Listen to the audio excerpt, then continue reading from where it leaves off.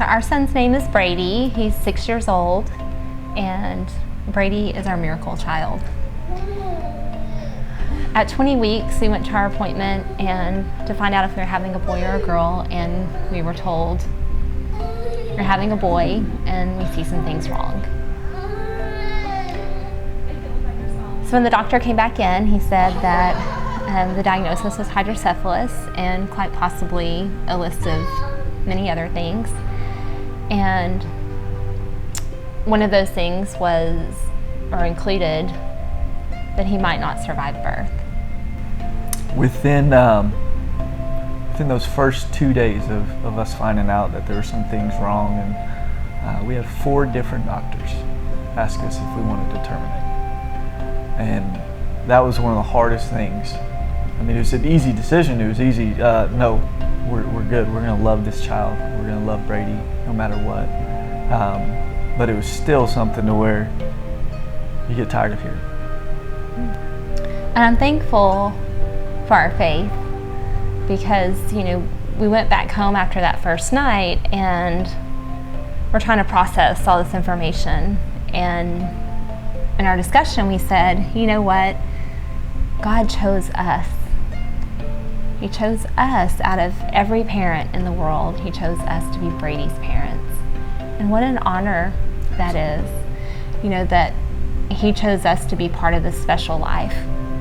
And we knew it wouldn't be easy, but that it would be worth it.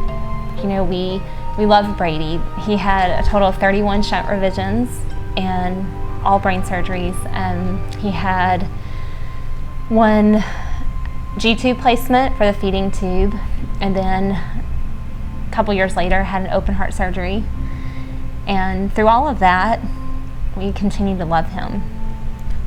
I think that over that journey, over those years and surgeries and being diagnosed with epilepsy, and I think that is where we realized that we needed help.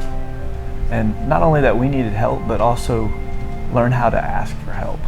And I think that we were very blessed with family to really step in and give us a hand where we needed help. Mm-hmm. Well, Brady, of course, turned 5, and we had to make that transition into a public school. And we started looking around, and we visited a couple of places, and there was one place that gave us a lot of hope. And after several conversations, they said, you know what, we're not going to be able to take Brady after all. We just can't give him the individualized care that he needs. And that was one of the hardest things, I think, as a parent that you hear. And so I think that kind of stirred us a little bit into just getting it and thinking about how we can help. And so we started talking about, well, what would it really take? What would it take in order to open an after-school care program that would be for all abilities? So kids with special needs, but also kids with special needs have siblings.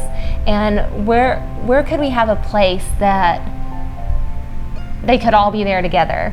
Parents don't have to take some kids over here and the other kids here, but they could all be together.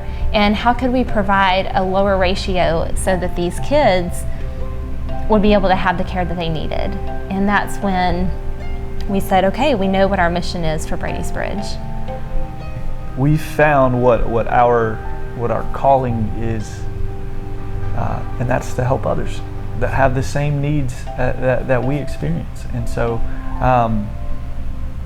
we've been blessed all along, with finding help where we need it. And so, it's our turn, but it's also our turn to ask for help as well. And so Brady's Bridge is ready to take on a new adventure, opening an after-school care, but we need your help. Yeah.